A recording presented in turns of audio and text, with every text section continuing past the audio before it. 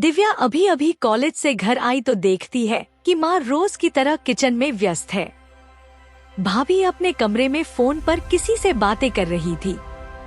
माँ ने आवाज दी, चल दिव्या खाना खा ले बेटा। पता नहीं कॉलेज में कुछ खाया भी या नहीं, लेकिन माँ बेचारी को क्या पता कि दिव्या कॉलेज में कितना मजे करती थी। रोज कभी डोसा, कभी समोसा तो कभी सैंडविच, यही सब तो खाती थी। वहाँ पर ज्यादातर समय कैंटीन में ही व्यतीत करती थी। यह नहीं कि पढ़ाई में पीछे थी, पढ़ाई में भी बहुत अच्छी थी। अपना पीरियड कभी मिस नहीं करती थी, लेकिन खाली टाइम ज्यादातर कैंटीन में ही बीतता था। सभी सहेलियों का अच्छा खासा ग्रुप था। खूब गप्पे लड़ाती थी, हंसी मजाक करती थी, ढेर सारी बातें। सभी बहुत प्यार से खुश रहती थी। घर में तो दिव्या का मन ही नहीं लगता था, क्योंकि घर में भाभी से ज्यादा मन नहीं मिलता था और माँ अपने कामों में बिजी रहती थी।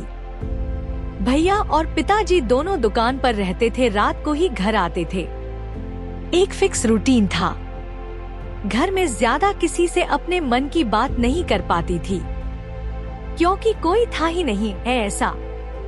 माँ पिताजी से, भाई से बहुत प्रेम था, बहुत लगाव था, लेकिन खुल के बात नहीं कर पाती थी। भाभी तो सारा दिन उसके लिए रिश्ते की तलाश में रहती थी, क्योंकि पिताजी को भी उसकी शादी की बहुत जल्दी थी। वह जल्द से उसकी शादी करके भार मुक्त होना चाहते थे। दिव्या के लिए एक रिश्ता आया था, भाभी की रिश्तेदारी में से ही था। पिताजी ने पूरी तसल्ली कर ली थी, उन्हें लड़का पसंद था। अब लड़के वालों ने दिव्या को पसंद करना था, लेकिन दिव्या अभी शादी नहीं करना चाहती थी। वह अभी आगे पढ़ना चाहती थी, अपना कैरियर बनाना चाहती थी। आज दिव्या कॉलेज से घर आई तो उसे पता चला कि उसे लड़के वाले देखने आ रहे हैं। देखा कि सभी तैयारियों में लगे हुए हैं। माँ किचन में थी, भाभी ड्राइंग रूम सजा रही थी, भैया बाजार से सामान लाने की लिस्ट बना रहे थे। जाते जाते मुझे कह गए कि अच्छे से तैयार हो जाना। दिव्या को तो समझ नहीं आ रहा था कि अब क्या किया जाए, कैसे सबको समझाया जाए कि अभी पढ़ना चाहती है। उसने सोचा चलो देखती हूँ, लड़के वाले को खुद ही मना कर दूंगी, लड़के को उल्टी सीधी बातें बता दूंगी, वह अपने आप ही मना कर जाएगा, बात खत्म हो जाएगी और वह रिश्ते से भी बच जाएगी। खैर शाम को लड़के वाले समय से आ गए। लड़के के माता पिताजी और भाई भाभी थे, कुल 5 लोग। दिव्या बड़े आराम से उनके सामने बैठ गई, क्योंकि वह कोई शो पीस नहीं बनना चाहती थी। वह तो बिल्कुल नॉर्मल होने की कोशिश कर रही थी। लड़के की माँ ने बातचीत शुरू की। दिव्या बड़े आराम से जवाब दे रही थी, उनको चाय पानी पिला रही थी। तब सबने सोचा कि चलो लड़का लड़की को अकेले मिल लेने दे, ताकि दोनों एक दूसरे को पसंद कर ले। सभी बाहर चले गए। अब कमरे में सिर्फ दिव्या और वह लड़का ही रह गए। लड़के ने दिव्या का नाम पूछा तो दिव्या ने भी उसका नाम पूछ लिया। दीपक नाम था उसका। इससे पहले कि दिव्या कुछ बोलती, दीपक अपने आप ही कहने लगा वह शादी नहीं करना चाहता, लेकिन घर वालों के आगे वह कुछ बोल नहीं सकता। वह किसी और को पसंद करता है और अभी वह पढ़ाई कर रही है। वह शादी करेगा तो उसी से, लेकिन समय आने पर। तो दिव्या ने कहा, तो फिर आप यहाँ क्या करने आए हैं? दीपक ने कहा कि तुम ही इनकार कर दो। दिव्या ने कहा, मैं कैसे इनकार कर दी? मेरे माँ बापूजी क्या सोचेंगे मुझ पर, से उनका विश्वास उठ जाएगा। वैसे शादी तो मैं भी नहीं करना चाहती, लेकिन अपने माँ पिताजी का दिल नहीं दुखाना चाहती। अब तो हम दोनों को मिलजुल कर ही रास्ता निकालना पड़ेगा। अभी वह बातें कर ही रहे थे कि भैया आ गए और पूछने लगे कि तुम दोनों की बातें हो गई? तो दिव्या तो कुछ ना बोली, पर दीपक कहने लगा, जी हाँ हो चुकी। दोनों तरफ के लोग अंदर आ गए और माँ और भाभी और भैया दिव्या को दूसरे कमरे में ले गए और पूछने लगे, क्या सब ठीक है? दिव्या बेचारी क्या कहती, कहने लगी जैसे आपकी इच्छा। उसे लगा दीपक खुद ही मना कर देगा, वह खामखा मना करें। अपने आप ही सब ठीक हो जाएगा। लेकिन यह क्या, उधर से तो आवाज आई कि हमें लड़की पसंद है, हमारे दीपक को भी लड़की पसंद है, यह रिश्ता पक्का हुआ। दोनों एक दूसरे को बधाइयां देने लग पड़े। दिव्या और दीपक दोनों एक दूसरे को देख रहे थे। दिव्या ने सोचा कितना कमजोर इंसान है जो अपने माँ बाप को भी अपनी पसंद नहीं बता सकता, इससे क्या शादी करूंगी। चलो अच्छा है, खुद ही कोई ना कोई रास्ता निकल आएगा। इधर उनके माँ बाप शगुन की डेट फिक्स कर रहे थे।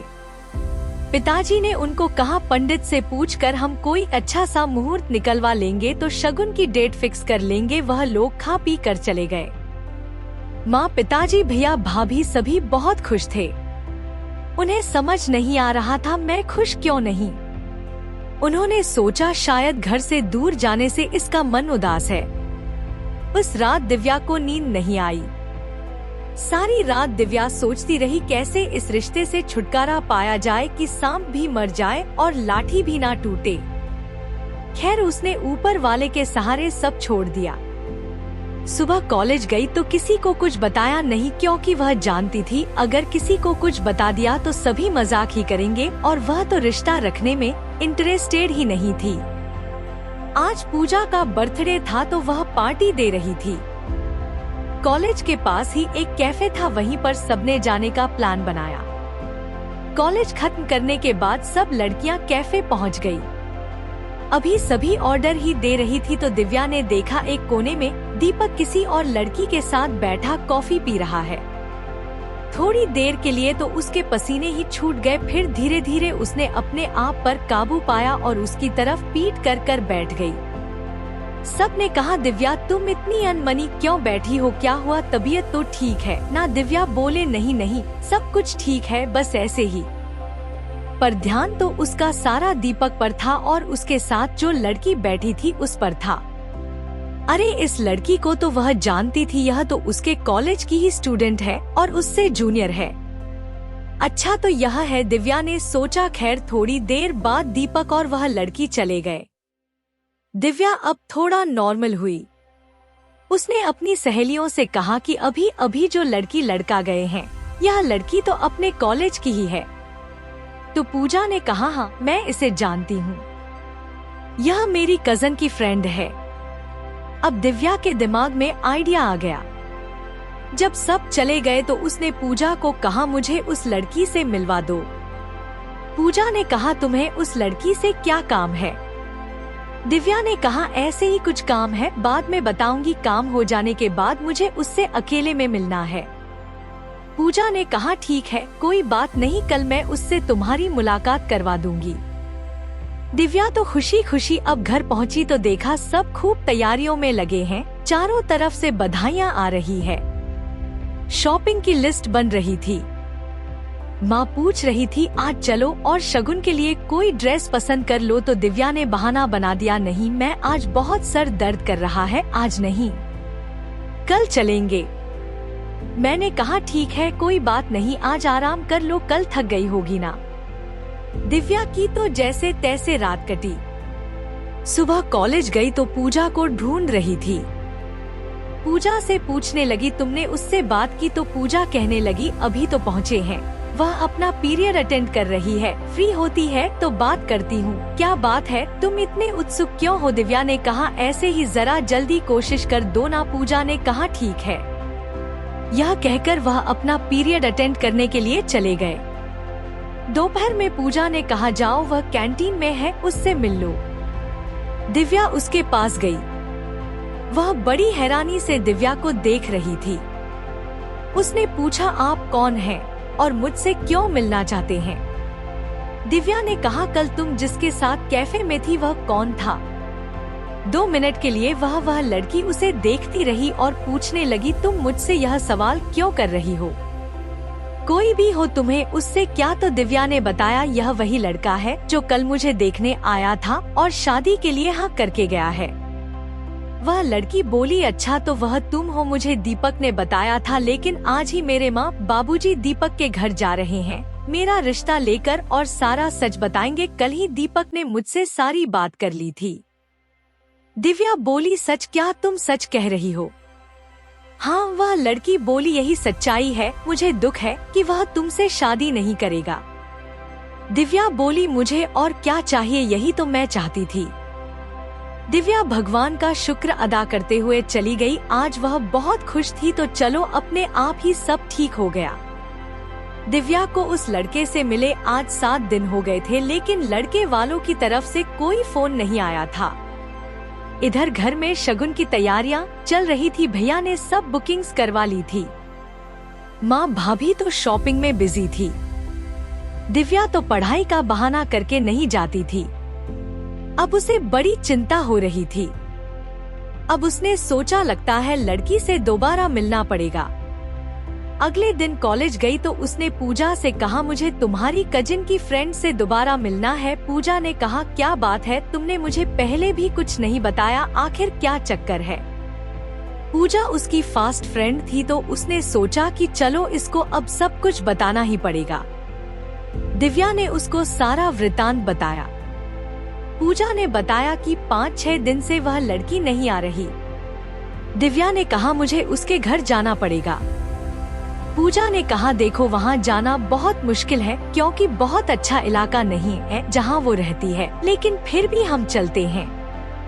कॉलेज से बंक मारकर दोनों ऑटो में बैठकर उसके घर की तरफ चल पड़े। एक बड़े से बाजार से निकल आगे जाकर छोटी छोटी गलियों में उसका घर था। बाहर से देखने से घर किसी पुराने जमाने का लगता था। दरवाजा खटखटाया तो उस लड़की ने ही दरवाजा खोला। लड़की इन दोनों को देखकर हैरान रह गई। खैर, उसने दोनों को अंदर आने के लिए कहा और उनके लिए पानी लेने चली गई। दिव्या ने देखा घर की हालत काफी खराब थी। दीवारों के प्लास्टर उखड़े पड़े थे। कमरे में बहुत ही साधारण सा फर्नीचर था, जो कि उनके गरीबी की गवाही दे रहा था। कुल मिलाकर घर की जर्जर हालत सब कुछ बयान कर रही थी। दिव्या ने पूछा, क्या तुमने दीपक के घर अपने माँ बाप को नहीं भेजा? मेरी बात सुनकर वह रोने लग पड़ी। वह बहुत उदास होकर बोली, भेजा था, लेकिन उन्होंने मना कर दिया। केवल मना ही नहीं कर दिया, बल्कि मेरे माँ बाप को बेइज्जत कर कर घर से निकाल दिया। दिव्या ने पूछा, क्या दीपक कुछ नहीं बोला? लड़की ने कहा, दीपक ने भी अपने घर वालों का साथ दिया, क्योंकि उसे लगा कि अब उसे अमीर खानदान का रिश्ता मिल रहा है, तो मुझ जैसे गरीब से क्या मिलेगा। उसने और उसके घर वालों ने रिश्ते से साफ इनकार कर दिया। दीपक का यह रूप मैंने पहले कभी नहीं देखा था। यह देखकर तो मुझे होश ही नहीं रहा, क्या दीपक इतना गिर सकता है। अच्छा हुआ जो वह मेरा जीवन साथी नहीं बना। ऐसे जीवन साथी से तो ना ही होना बेहतर है। वह बोली, मेरे पिताजी बैंक में एक साधारण से क्लर्क है और माँ किसी सरकारी स्कूल में टीचर है। मेरे माता पिताजी मुझे बहुत मुश्किल से पढ़ा रहे हैं। बड़ी मुश्किल से घर का खर्च चलता है, पर वह चाहते हैं कि मैं पढ़ लिख कर कुछ बन जाऊं। मैंने ही जिद की थी शादी के लिए, लेकिन वह दहेज नहीं दे सकते। वैसे भी अब दीपक जैसे लड़के के लिए मेरे मन में कोई प्यार नहीं। दिव्या भारी मन से वहाँ से चली गई। वह भी किसी कीमत पर ऐसे कायर और लालची इंसान से शादी नहीं करना चाहती थी। दिव्या सोच रही थी कि अब तो माँ पिताजी को सब कुछ साफ साफ बताना पड़ेगा। दीपक और उसके घर वालों का असली चेहरा दिखाना पड़ेगा, नहीं तो बहुत देर हो जाएगी। वह ऐसे लालची लोगों के घर हरगिज नहीं जाएगी। उसने डरते डरते माँ पिताजी को सारी बात बताई और उनसे माफी भी मांग ली। कहा कि पिताजी, मैं अभी शादी नहीं करना चाहती, अभी पढ़ना चाहती हूँ, कैरियर बनाना चाहती हूँ, उड़ना चाहती हूँ, जीवन को समझना चाहती हूँ। मैं आजकल के जमाने की लड़की हूँ, पढ़ लिख कर आत्मनिर्भर बनना चाहती हूँ। अगर आप मेरा साथ दें और मुझ पर विश्वास करें तो यह सब हो सकता है। ऐसा कहकर वह सुबक सुबक कर रोते हुए पिताजी के गले लग गई। पिताजी ने उसके सर पर हाथ फेरा और कहा, अब जो भी होगा तुम्हारी इच्छा से ही होगा। तुम खूब पढ़ो लिखो और अपने पैरों पर खड़े होकर दिखाओ, हम सभी तुम्हारे साथ हैं। दिव्या बहुत खुश हुई। अब उसके मन से सारा भार उतर गया था। वह सोच रही थी उसने जीवन में अपने माँ पिताजी के साथ दिल की बात ना करके बहुत बड़ी गलती की। आज उसे महसूस हुआ कि माँ बाप सिर्फ बच्चों की खुशी ही चाहते हैं। अंधेरा छट चुका था और एक नया सवेरा उसका इंतजार कर रहा था। कॉलेज का प्रांगण तालियों की गड़गड़ाहट से गूंज रहा था। दिव्या ने आज कॉलेज में टॉप किया था। यह सब उसकी मेहनत की नतीजा था। माँ बाप के समर्थन और आशीर्वाद से उसने पढ़ाई में कड़ी मेहनत की और आज इस मुकाम पर पहुँच गई। 2 दिन बाद सभी सहेलियों ने डलहौजी जाने का प्रोग्राम बनाया। सभी पढ़ाई कर कर के थक जो गई थी। माँ पिताजी ने खुशी खुशी उसे जाने की अनुमति दी थी। कल सभी लड़कियां डलहौजी के लिए रवाना हो गई। एक छोटी सी डीलक्स बस में सभी लड़कियां खूब एंजॉय कर रही थी। सभी गीत गाती हुई गेम्स खेलते हुए जा रही थी। दिव्या को तो शुरू से ही पहाड़ बहुत पसंद थे। पहाड़ों के घुमावदार मोड़ और पर्वतों की हरियाली और दूर से नजर आ रही बर्फ की चादर मानो आसमान से मिलती हुई प्रतीत होती थी। दिव्या सारे रास्ते इन्हीं नजरों में खोई रही। लड़कियों ने अपने लिए कॉटेज बुक करवाया हुआ था। शाम को सभी माल रोड पर घूमने के लिए निकली। हल्की हल्की बारिश शुरू हो गई थी। सभी खाना खाने के लिए एक रेस्टोरेंट में चली गई। बहुत ही अच्छा मौसम था। अगले दिन दिव्या सुबह अकेले ही घूमने चली गई। कॉटेज के साथ ही एक बड़ा अच्छा गार्डन था। वहाँ एक बेंच पर बैठ गई। वह अपने ही ख्यालों में खोई हुई थी। तभी उसके पास एक बॉल आकर गिरा। साथ ही 2 छोटे छोटे प्यारे प्यारे बच्चे दौड़ते हुए आ गए। आंटी आंटी हमारी बाल दे दीजिए। तभी उनके पीछे पीछे अधेड़ उम्र की महिला दौड़ती हुई आई। प्यार से बच्चों को बोलने लगी, अरे बच्चों इन्हें क्यों तंग कर रहे हो? दिव्या ने कहा, नहीं आंटी ऐसी कोई बात नहीं, इन्होंने तो मुझे कुछ भी नहीं कहा। प्रभा जी बोली, अरे बेटा तुम इनको नहीं जानती, बड़े शरारती बच्चे हैं, सारा दिन शरारत करते रहते हैं। दिव्या बच्चों से बोली, अच्छा तो तुम लोग आंटी को बहुत तंग करते हो क्या? बच्चे बोले, नहीं दादी माँ तो ऐसे ही कह रही है, हम तो उनकी हर बात मानते हैं। दिव्या बोली, चलो मैं तुम लोगों को आइसक्रीम खिलाती हूँ। प्रभा जी ने कहा, वह तो इसके पापा इसके लिए ला रहे हैं। तभी दिव्या ने देखा एक सुंदर सा नौजवान, यही कोई 31-32 बरस का 2 सॉफ्टी लेकर आ रहा था। बहुत ही आकर्षक व्यक्तित्व था। बच्चे दौड़ते हुए उसे पापा पापा कहते हो गए, लिपट गए। उसने उनको गोद में उठा लिया और आइसक्रीम खिलाने लगा। वह अपने बच्चों से लाड प्यार करने में व्यस्त था। 2 मिनट के लिए तो दिव्या उसे देखती ही रह गई। प्रभा जी ने बताया, यह मेरा बेटा समीर है। दिव्या ने शर्माते हुए उसे अभिवादन किया, लेकिन समीर तो अपने बच्चों से ही बातें कर रहा था। दिव्या की चेहरे की लाली प्रभा जी से छिपी नहीं। दिव्या भी उनको देखकर कुछ अचकचा गई और अपने आप पर नियंत्रण कर लिया। लेकिन दिव्या सोच रही थी कि इन बच्चों की माँ किधर है। तभी पीछे से पूजा ने आवाज दी थी कि चलो दिव्या, ब्रेकफास्ट लग गया है, आओ नाश्ता कर लेते हैं। यह सुनते ही दिव्या ने प्रभा जी से विदा ली और एक नजर बच्चों पर डाली जो कि अपने पिता के साथ मस्त थे। दिन गुजरता गया, पता नहीं क्यों दिव्या का मन बार बार उधर ही जा रहा था। एक अजीब सी इच्छा हो रही थी उन सब के बारे में जानने के लिए। अगले दिन सभी ने खजियार जाने का प्रोग्राम बनाया। बड़े ही प्यारी और खूबसूरत जगह थी। काफी लोग आए हुए थे। इत्तेफाक से वह फैमिली भी जिसे वह ढूंढ रही थी उधर ही आए हुए थे। आए तो दिव्या ने सोचा कैसे भी करके वो उनके बारे में पूरा पता करेगी। अचानक वहाँ पर किसी औरत को मिर्गी का दौरा पड़ गया। वह लोग वहाँ पर डॉक्टर के लिए चिल्लाने लगे। तभी समीर भीड़ को चीरता हुआ आगे बढ़ गया और औरत को देखने लगा। उसके हाथ पांव मलने लगा। थोड़ी ही देर में औरत को होश आ गया तो उसने उससे पानी पिलाया और उसके घर वालों को कुछ जरूरी निर्देश देने लगा। उसके घर वालों ने उसका धन्यवाद किया। समीर ने कहा, मैं डॉक्टर हूँ, यह मेरा फर्ज था, धन्यवाद की कोई बात नहीं। अब दिव्या को पता लगा समीर तो डॉक्टर है। बच्चों की नजर दिव्या पर पड़ी तो दीदी दीदी चिल्लाने लगे। दिव्या बहुत खुश हुई। बच्चे उसे वैसे ही बड़े प्यारे लगते थे। प्रभा जी उसके पास आ गई। कहने लगी, लगता है एक ही मुलाकात में बच्चे तुमसे हिल मिल गए हैं। दिव्या से रहा न गया, उसने पूछ लिया, इनकी मम्मी किधर है?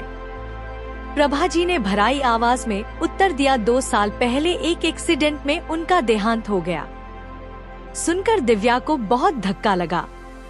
प्रभा जी बोली, यह बच्चे हर किसी में प्यार ही तलाशते हैं। समीर की जिंदगी तो अंजलि के साथ ही खत्म हो गई थी।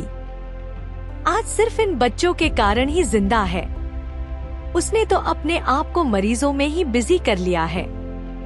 बड़ी मुश्किल से 2 दिन निकालकर हम सबको यहाँ लेकर आया है। दिव्या को तो अब उन बच्चों पर और भी तरस आ रहा था।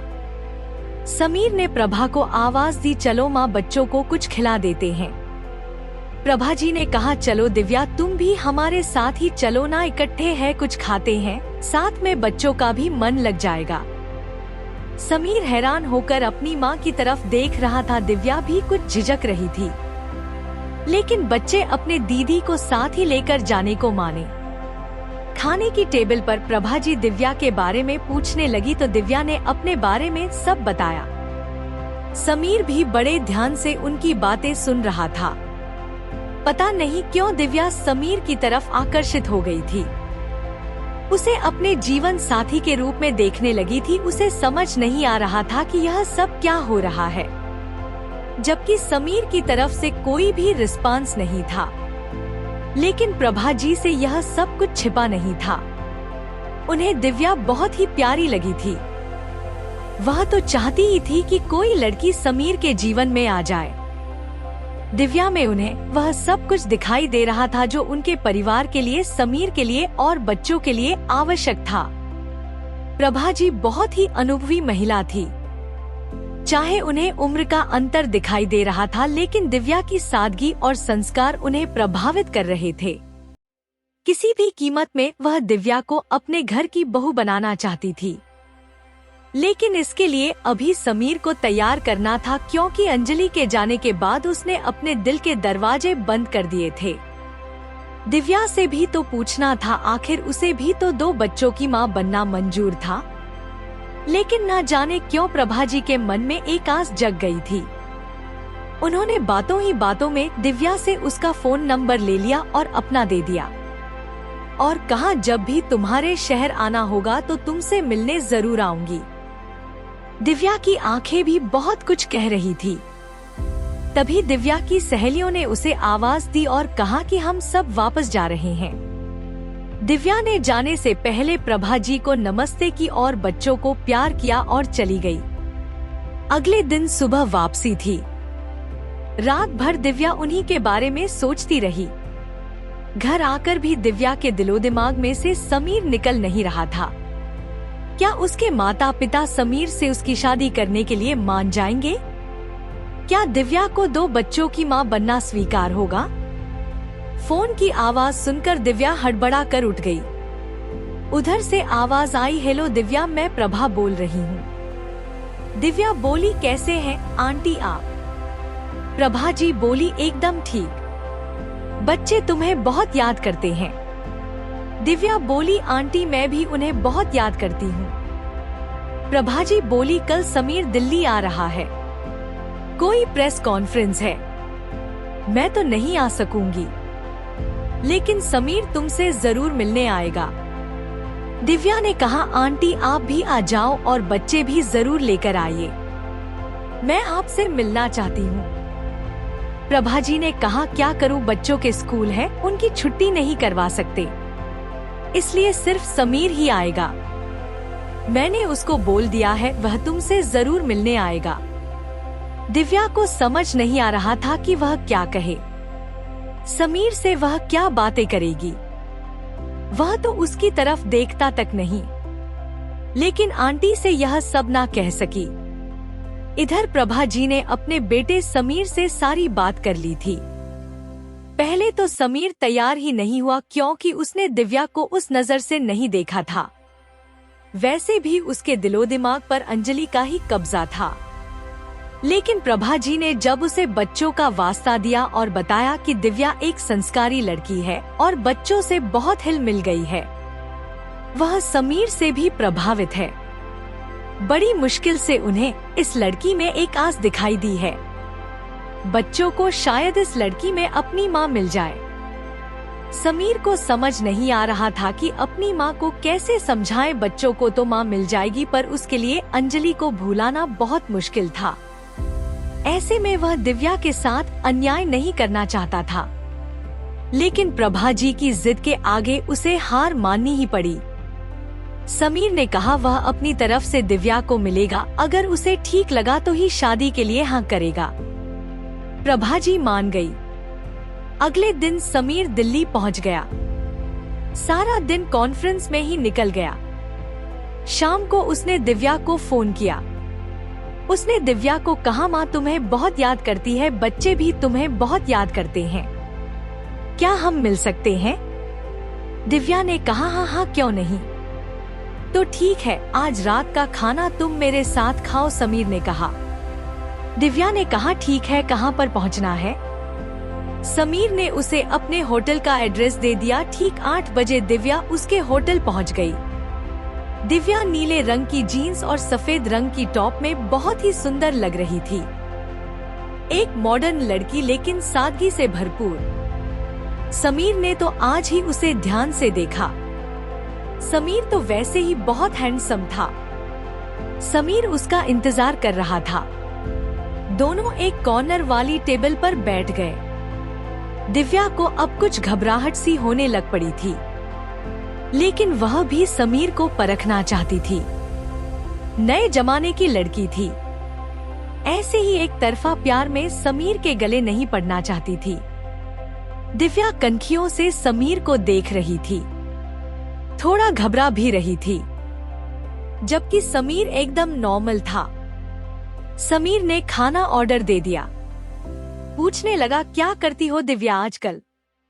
दिव्या ने बताया, इंजीनियरिंग किया है, बीटेक में, आगे क्या करना चाहती हो? दिव्या ने कहा, मैं आगे पढ़ना चाहती हूँ, किसी अच्छे कॉलेज में, अगर एडमिशन हो जाए तो MBA करूँगी, फिर उसके आगे देखूंगी। मैं अपने पैरों पर खड़ा होना चाहती हूँ, जीवन में कुछ करना चाहती हूँ। समीर ने कहा, फिर तो मेरी माँ को जो तुम में कुछ नजर आया वह तो उनकी आंखों का ही भ्रम है। मैं तुमसे कुछ भी छुपाना नहीं चाहता। मेरी माँ चाहती है कि मैं तुमसे शादी कर लूं। समीर यह सब कुछ इतने स्वाभाविक तरीके से कह रहा था कि दिव्या एकदम हैरान हो गई और समीर का मुंह देखने लगी। समीर को भी लगा कि यह बात उसने कुछ जल्दबाजी में ही कह दी। अगले ही पल दिव्या को लगा जैसे सब कुछ घूम रहा है। वह तो जैसे गिरते गिरते बची। बड़ी मुश्किल से उसने अपने आप को संभाला, लेकिन उसके चेहरे के भाव समीर से छिपे नहीं थे। समीर उसकी आंखों में देखता हुआ बोला, क्या हुआ? दिव्या ने कहा, वह 2 दिन से कुछ बुखार सा था, इसलिए शायद कमजोरी के कारण चक्कर आ गया हो। वेटर सूप ले आया था। दिव्या की चुप्पी समीर को अखर रही थी, लेकिन तभी दिव्या संयत होकर बोली, शायद आंटी कुछ गलत समझ बैठे। मैंने तो ऐसा कुछ भी नहीं सोचा था। मुझे तो बच्चों वैसे ही बहुत अच्छे लगते हैं। आंटी जी मुझे बहुत अच्छे स्वभाव के लगे, लेकिन ऐसा कोई मतलब नहीं था। मेरे मन में आपके लिए कुछ भी नहीं है। समीर को तो जैसे मुंह मांगी मुराद मिल गई। वह बहुत खुश था। दोनों इधर उधर की बातें करने लगे। दिव्या के दिलो दिमाग में तो तूफान चल रहा था, लेकिन किसी तरह उसने अपने आप को शांत रखा हुआ था। खाना खत्म हुआ और दोनों ने एक दूसरे से विदा ली। घर आकर दिव्या ने अपने आप को कमरे में बंद कर लिया और रोने लग पड़ी। आंसुओं के सैलाब में जैसे उसका सारा दुख बह गया। अब उसे समझ आया कि भगवान ने कैसे उसे इस क्षणिक आकर्षण से बचा लिया। वह तो पढ़ लिखकर कुछ बनना चाहती थी, लेकिन वह तो कुछ और ही सोच बैठी। उसने लाख लाख ईश्वर का धन्यवाद किया और कपड़े बदलने चली गई। कमरे में हल्के से संगीत ने उसका सारा गम खत्म कर दिया था। अब इंतजार थी उसे अच्छे से कॉलेज से कॉल का, क्योंकि अभी जिंदगी में उसने बहुत कुछ करना था। कई बार भावनाओं में आकर हम जिंदगी के ऐसे फैसले ले लेते हैं जो कि आगे चलकर हमारी तरक्की को रोकते हैं। आज दिव्या उन सब बातों से बच गई थी और एक नया सवेरा उसका इंतजार कर रहा था।